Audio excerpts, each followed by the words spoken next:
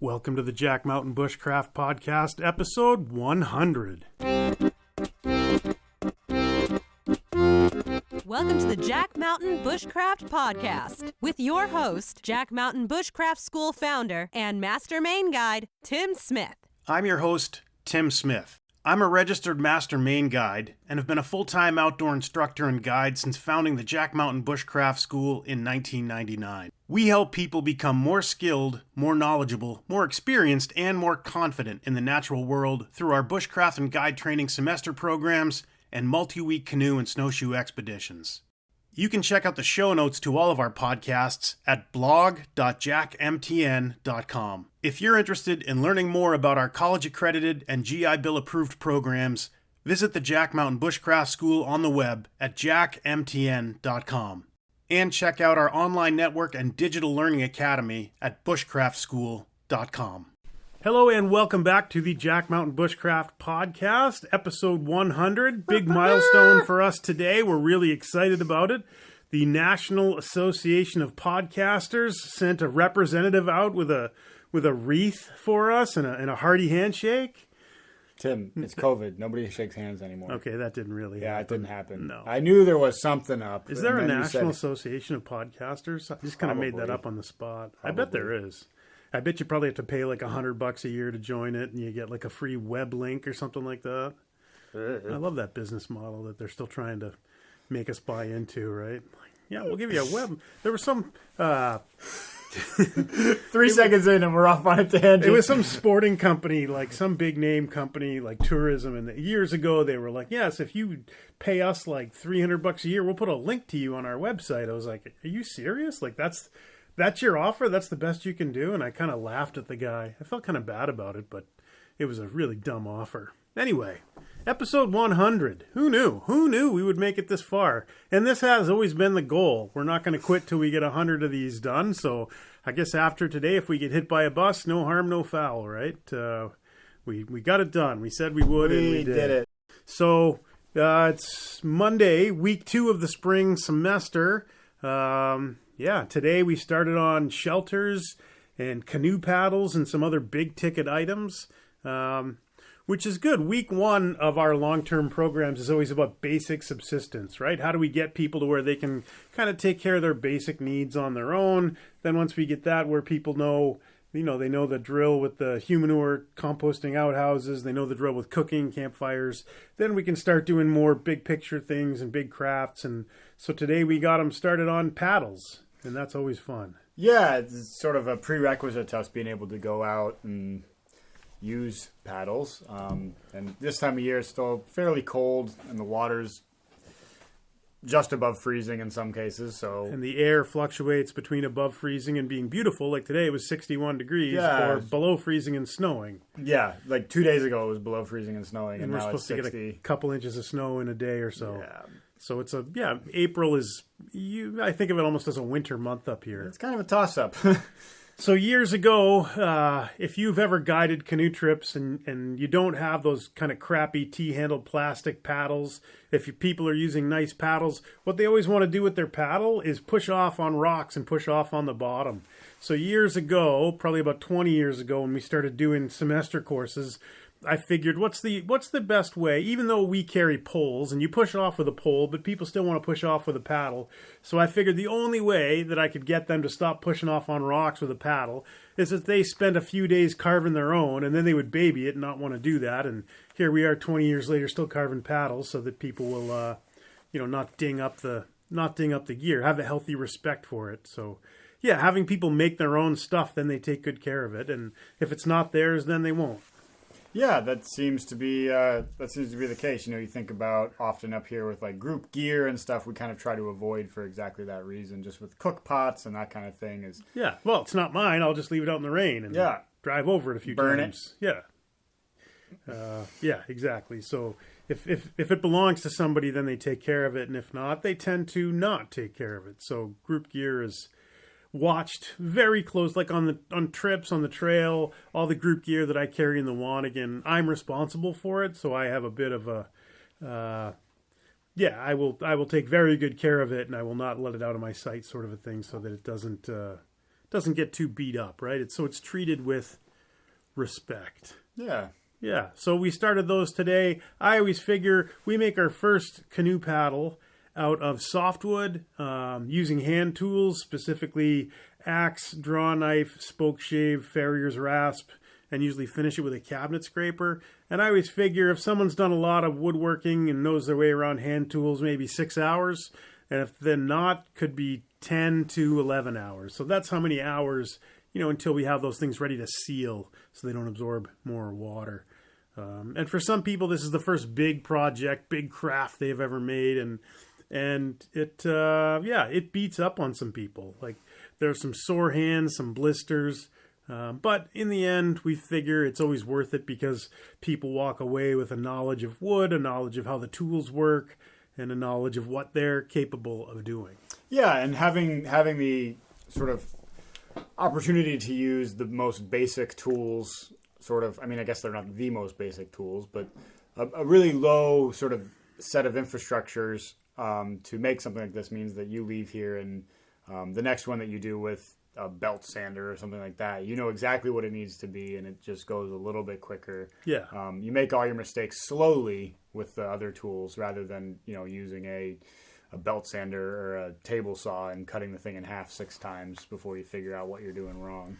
Yeah, power tools allow you to make mistakes very quickly and efficiently. Yeah, that's why I only use them, because if I'm going to make mistakes, I just want to get them over with. I want to be good at it. Yeah, exactly. I am great at it. Oh, boy. Other stuff. Just heard from Jack Mountain alums and our good friends who are now off of the river. So the end of Phil and Robbie's excellent adventure on the Rio Grande in the Texas-Mexico border. They sent me a photo of them, finishing the trip, said it was awesome. And for those of you who don't know, I was supposed to be on that trip with Phil. We were supposed to go in January, but then somebody had to go and get COVID-19 and be laid up for a couple of months, and that somebody was me. So envious, and hopefully I'm there for the next one. But yeah, Phil and Robbie's excellent adventure looked like a great time. Wish I was there. Yeah, well done, boys. Well done, boys. A bit of sad news for those of you who've been up here to the field school. One of the casualties of COVID-19, the Ashland Diner has closed its doors forever. Maybe somebody will buy the building and open it up again, but didn't make it through the pandemic. No, it's a shame. That was the best diner slogan I've ever seen in the lower 48 states, and it was order it your way, get it ours, and that says it all, I think. Yeah. But we'll definitely miss that place. I love little small town places, and one of the beauties of northern Maine, where the field school is, there are a few like chain restaurants in Presque Isle, but other than that, each little town has their own kind of little diner or pizza place, and it's not a giant corporate endeavor. So we still have the Ashland One Stop, we still have Mama Lou's in Masardis. But we no longer have Freem's Bar and Grill. We no longer have the Ashland Diner. So, too bad. So hopefully somebody will buy it and bring it back for us.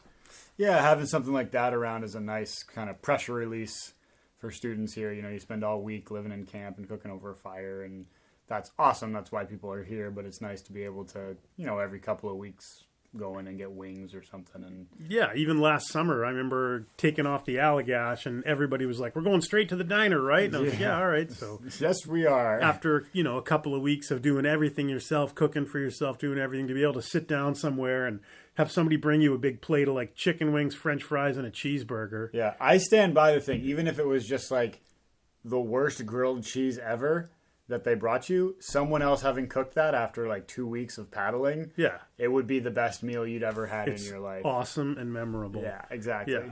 But even the worst grilled, I don't think I've ever had a bad grilled cheese. That's a good point. I don't think I have. Huh.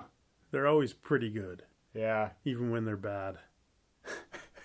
We're really We're making eye contact right now. Trying to figure out where the other one's going. And both like just kind of spaced out thinking about grilled cheese. I did. I genuinely did. I was trying to think of a type of cheese that would be bad on grilled cheese, and I couldn't. Yeah. I couldn't. Which is weird, like, because it's essentially fried cheese. Oh, God. Right? It's like pan-fried. It's not actually grilled. Oh, God. You want to go to Mamu's after this and get grilled cheese? Maybe I do. Yeah. What else current events wise? We have a new summer program coming up this year, which is our 3-week summer bushcraft and canoe expedition program. So the last few years, we've ended up with these summer droughts. And even in a summer filled with drought, there's usually enough water to canoe the Allagash Wilderness Waterway. But a lot of the other rivers without all those giant headwater lakes get too low. So when we're running, say, like a 4-week canoe expedition, traditionally the way that I run that is we spend the first 2 weeks on the Allagash, come back and spend a day packing food again. Then we go back out and run Webster Stream and the East Branch of the Penobscot. So my thought process for this year was that we could spend a week in camp doing all of the trip prep skills and other associated tasks, like learn how to use axes safely and effectively, learn knots, learn all the things that we use every day while we're on the trail, and then spend those 2 weeks on the Allagash. So that's our 3-week thing. First week in camp, then we go to Chamberlain Bridge, put in, and canoe 99 miles north to Allagash Village. So there's still a couple of spots open on that one. And yeah, just sort of looking for that sweet spot of length for a summer program, right? And, we've done 4 weeks for a number of years, and just to try something different, I said, hey, let's try 3 weeks. And, week in camp, 2 weeks on the river. Those summer trips on the Allagash are just flat out awesome. It's such a beautiful spot. The campsites are amazing. So if you're interested in that, you can read about it on the website or just get in touch with us, because it's going to be super fun and super memorable. And those ones always seem to fill up pretty quick, just because it's an awesome experience to get up here. And yeah, so this year is a little bit odd because we're still not all the way through COVID, and no one wants to sort of prognosticate and say what it's going to be like in a month with regards to all that, and so let alone a few months in advance. Yeah. But who knows? We'll see. As of right now, we've got a few people signed up, but enough to run it. We're definitely going to run it. So if it's something you're interested in doing, getting out and hitting the river and learning the basics of guide training and the basics of canoeing, and then getting out and using it for 2 weeks to really lock it in. That's what that experience is going to be all about, and pretty excited for it. Like those are the trips you think about when it's like horrible weather out in the wintertime and you're kind of like stuck inside and you're like, and you think back to like, I remember being on the Allagash and we had like an 8-day window where the weather was perfect and like the fish were biting and the canoeing was great and the campsites are awesome. And, I don't want to say like trip of a lifetime and put all sort of pressure on it, but they are super memorable. And, I have the good fortune to have had a lot of those kind of trips of a lifetime, and super looking forward to doing it again this summer. So that's coming up. I think that's in July. I don't remember the dates exactly. What are the dates of that? I can't totally bring it up. He's checking the calendar right now. So yeah, July 11th to the 31st. So right after, you can stay at home for the 4th of July and go to a big cookout, hopefully. Because COVID will be behind us in the rearview mirror, and then you come up to northern Maine and have 3 weeks of awesomeness. Yeah, and like a perfect window for bugs too. The bugs are starting to go down. It's not super hot anymore. Nice. It's not that black fly season of June where you go everywhere with a giant smoldering coffee can. It's coming up so quick. Yep, I actually just bought a can of chock full of nuts coffee. It's the only coffee that still comes in the metal can, so then that'll become a smudge pot for me in a little bit here. Yeah, it's funny that I spend winters looking for, Tim and I both thinking about, you're kind of like planning for bug season, and we've had trouble finding metal cans, and I found one that's a giant thing of peanuts, and I have been eating peanuts nonstop for the last 2 weeks trying to empty it, and I never thought I would say this, but I never want to see another peanut again. Did I ever tell you I met Mr. Peanut, like the character? I think it was my son. He was pretty little. He was probably like 7 or 8 years old. He's almost 17 now, but we were in New Hampshire at like the Rochester, New Hampshire Walmart, and there was like a giant peanut mobile, and there was a guy dressed up like Mr. Peanut. And I remember looking at my son, and he was like, "Yeah, come on in and see the peanut mobile." And I looked at my son, and he's like, "No way, no way." My little brother, it wasn't Mr. Peanut, it was Chuck E. Cheese. Yeah. And my little brother, when he was like 8, tried to like kneecap Chuck E. Cheese, like ran up behind him and tried to tackle him. And I just remember if you're the Chuck E. Cheese guy who goes in the costume, that's your job. I just remember like the Chuck E. Cheese guy turning around and putting his hands on his hips and like waggling his finger at my brother. And in my head, I wanted like Chuck E. Cheese to suplex my little brother and just like teach him a lesson, but it didn't work out that way. In my head, when I met Mr. Peanut, all I could envision was stealing the peanut mobile and just driving, going on like a crazy joyride. But then they probably, my son would have had to go, the county would have taken him away or something. You know what Andrew has to say about that? No way. So our point today, our main topic we're going to get into now for episode 100 is talking about tangible versus abstract education. So the term tangible education was kind of brought to my knowledge 2005, I think it was.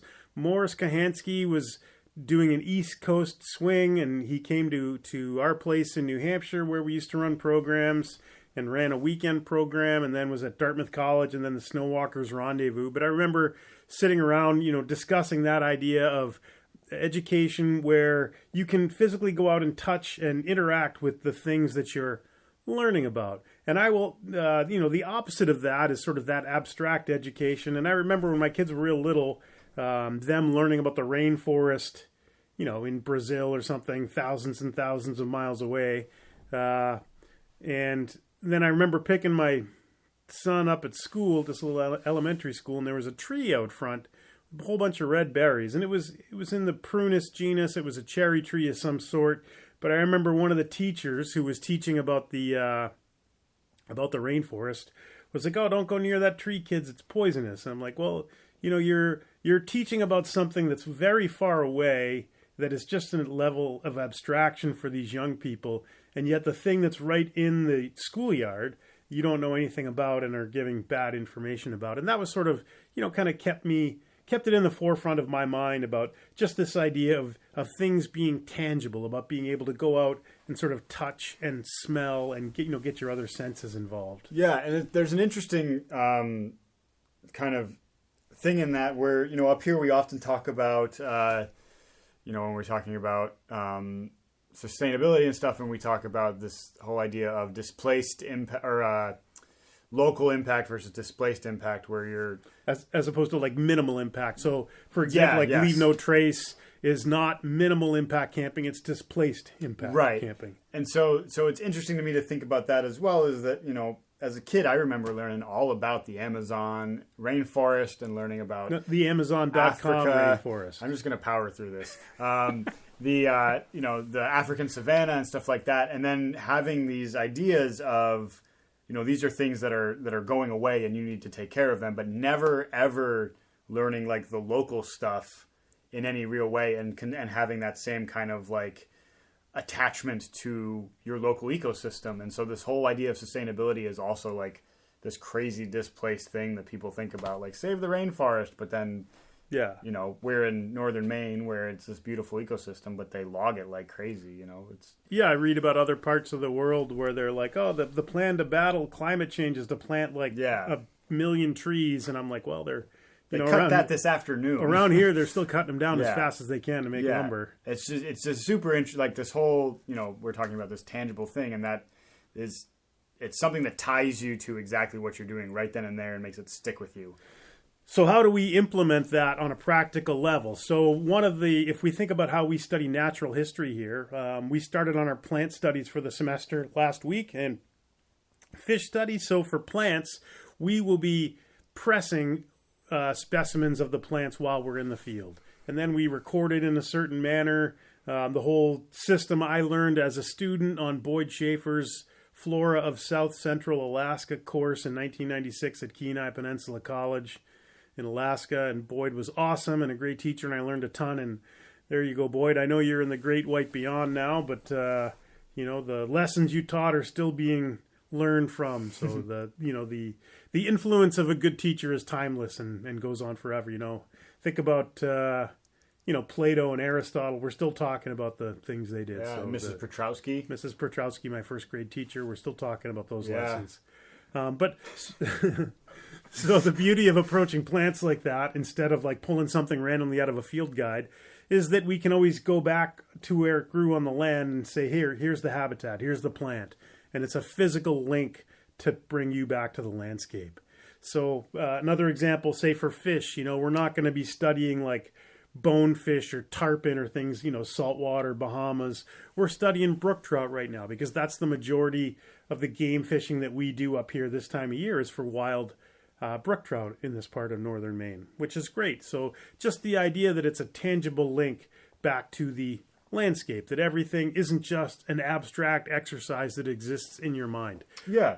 So we started this off talking about how students are making canoe paddles now, and whenever we kind of intro this process to them, I talk about this book we have in our library here, which is it's Making Canoe Paddles, or it's David Gidmark's book. Yeah. And in the front of that he has a whole bunch of pictures of all these crazy different cross-cultural canoes. Yeah. What different cultures have used to push their boats around. Right. And so I always bring that up because we're talking about how you could go in to that book and pick anyone at random, and just because you thought it was cool or whatever that reason was, and it wouldn't be super useful here because it was made for a totally different ecosystem. So out of different raw materials. Yeah, exactly. So we kind of, as we're starting them into that, even the design of the paddle they're using is tied to this exact place. It's made very specific to here, and that means that they will learn more about it by it working well because it's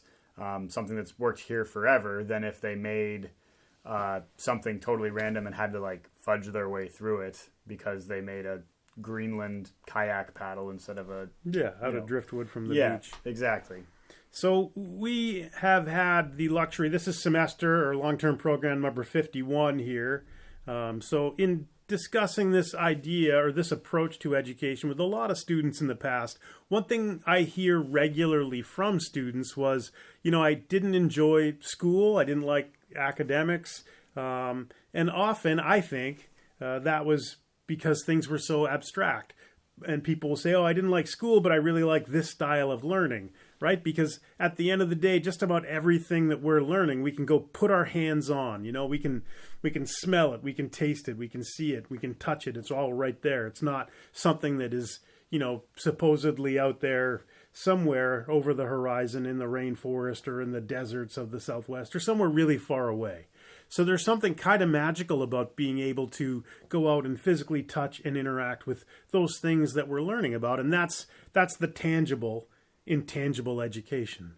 Being able to sort of to touch it, to make it real. Yeah, and interact with it. We were talking about plant studies and, Tim mentioned getting all those senses involved, and you're kind of, maybe it's a plant that you use to make a shelter like our students did today, or it's something that you can eat. And so you're developing this relationship with whatever it is you're studying rather than it being, I listened to this podcast earlier this weekend about jaguars in Belize, and it was awesome. It was super fascinating. But at the end of it, it doesn't affect my life at all other than knowing some trivia about jaguars. Like the cars? Yep. The Jag. What is the probably like the president? I don't know anything about Belize. They have a president, a prime minister. And a prime minister, for those of you who don't know, is a minister that can only be divided by one in itself. What are you talking about? Who had the Jaguar car? Somebody fancy with a lot of cash. Were you talking about the animal? Nope. I was going to say, because animals like big cats shouldn't be driving cars. I don't care what kind of car it is. Anyway, the point I was trying to make here was that now in my mind I have a picture of a jaguar driving a jaguar. But anyway, so yeah, it was super interesting and a fascinating thing to listen to. But at the end of the day, it doesn't affect my life at all. And so having these studies where we get into mammal studies and the one that I always encourage people to start with is a red squirrel. And most people think, it's a red squirrel. It's not that interesting. But the more you study them, and they are everywhere up here, and they'll interact with you whether you want them to or not. They'll sit in a tree and scream at you. And so by doing these studies and starting to understand why this animal is doing that, you start to develop this, again, it's nothing other than a relationship with this particular species that you'll have that forever, where you just, you see a red squirrel and screaming at you, and you kind of look around and wonder, am I sitting near its babies? Why is this animal doing that? And that's something that... And the more you learn about red squirrels, sometimes they'll just do it just to be jerks. Yeah, which is so amazing to me. Like, rather than there is no reason. Sometimes they're jerks. Yeah. And so that's something that, like, that information will stick with you forever. Whereas if I went and wrote a paper on jaguars, I'd have it as long as I wrote the paper, and then it would go away. Yeah. Because it's part of your life. It's tangible. Exactly. And, this may ring a bell if you're a long-time listener to this podcast. It was a while back, but, I think the title of one of the episodes was All Bushcraft is Local. Yeah. And, all local knowledge is tangible. All these things, they're sort of shades of the same color. I don't know. They're all part of the same thing. I'm struggling here for a metaphor. I can see that. A while back, I think in the library here somewhere is a book called A Field Guide to the Familiar. And we sort of have this thing that we put more value. Like if I'm a bird watcher, I want to get these exotic species that maybe fly through this area one day a year. But if I'm interested in learning about, life on the land there, interacting with the land, maybe I want to learn more about the species that are here all year round that I see. But because they're commonplace, we don't put a lot of value in knowing and interacting with them, right? Like, the idea of like a herring gull, right? I didn't say seagull because I knew you were going to lose it. No. But imagine a seagull. Control. Like if you only saw a seagull once and it wasn't like hanging, yeah, your eyes are twitching, and it wasn't, flying around like a dumpster or something, stealing French fries behind a McDonald's, you'd be like, look at how beautiful that bird is as it flies. They're amazing. They're an amazing creature. But, Herring gulls are. Familiarity breeds contempt. So because it's commonplace, we tend not to value it as much. But a tangible approach to education says, hey, let's really investigate these things that are in our front yard that we can reach out and touch and interact with. And that's just a different it's just a different approach than, taking that more abstract, what are the rare things that I'll probably never see. Absolutely. Right. And again, like we've just, in speaking with students and debriefing with people over the years, we've just had a lot of positive feedback that people really like that approach. And it's not very commonly practiced, right? Like academia these days is all about abstraction. And, I get into this discussion, and maybe you had it as well if you're older or if you're in school now, just that idea about most people tend to either like or do better either in algebra in high school math or geometry. And I liked geometry. I never liked algebra because algebra was more abstract. And I like geometry because I can walk outside and I can use geometry. I can use it to measure how high a tree is. I can use it to measure how far across a gully is, things like that. I can, figure things out. I can use it to make, a 3, 4, 5 triangle to see if the thing I'm building is square, all those things.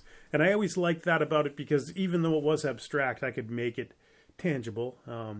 Whereas algebra, not so much. You can solve for x or f of x. You can make it tangible. It's just way more complicated to do. But then they turned f of x into that TV network, right? So the f of x network. So when you're solving for it, it's like some sort of a TV network thing. You know what's I don't even the know. most frustrating thing about your jokes is that you shoot yourself in the leg while making a good point. What are you talking about? Well, you were trying to use algebra to find a point on a line, and then you started... What? Right, yeah. Yeah. But my point is that... We're back, folks. Some people like Episode algebra. 100. Some people like geometry, and geometry I always was more drawn to because it's the more tangible, the more you can go out and see it, feel it, walk through it, which was, less abstract. Yeah, there's not, you said it before, there's not a lot of value put on that style of learning in the modern world. There's starting to be more of it, but it is an awesome thing to see students come up here and have have had a really horrible experience with education because they're just being told to memorize facts. And then as soon as you connect it to something that they get to see or touch or smell every day, all of a sudden, for some magic reason, their brain just holds on to it. Yeah. Because that's how human beings are supposed to operate. That's how, I don't know, for the last 349,000 years, we've transferred information. Yeah. And now it's like this weird facts and abstraction as opposed to stories and tangible. Yeah, exactly. So, yeah, it's kind of a new upstart idea. I blame the Romans. I do. I still haven't forgiven them for what they did to my people. I don't really know what that means, but I heard our friend Blake Towsley say it once, and I loved it. Who are your people? I'm a mutt. I don't really have people. Anyway, so I feel like I think we kind of covered that. Yeah, we should stop. But the idea of tangible versus abstract education. So if you've made it this far down the rabbit hole with us today, thank you for joining us for episode 100, big milestone. Yeah. And this is also semester number 10 for me. It's number 10, yeah. I've been up here for 10 semesters now, which is a crazy thing to think about. That is a long time. That is a long time. It feels longer every time we talk. Yeah, it must. It must be like 100 years at this point, right? It must be. It must be. So yeah, you know the drill. If you enjoyed this podcast or you like them, share it with somebody. Yeah, so the one more thing before we go is that we are kind of getting this is the podcast, but we're also getting the ball rolling with like more video and stuff like that. So stay tuned for all of that because we're going to be doing our best to keep you guys informed about what's going on in the semester and all that stuff as we go. And I'm saying that to hold me to it more than anything else. Learn a little bit about the field school and kind of what we do. And you can always find this. I'm not sure where you listen to this, probably through an app somewhere. But if you go on the internet browser web thingy and you type in blog.jackmtn.com, that's our media page, and you can just go to jackmtn.com if you want to learn more about our programs. But on our media page, we've got our blog, our podcast, and our videos, and you can check all that stuff out there. They're on a lot of those other social platforms as well. Like some of them are on YouTube, not all of them. And again, if you really want to interact with us, go to our private online community at bushcraftschool.com, and there you can, interact with us and take a free online course and just kind of get more information and have more fun delving deeply into the things that we discuss here on the podcast. So yeah, if you enjoyed this, share it with somebody. Thank you for listening and have a wonderful day.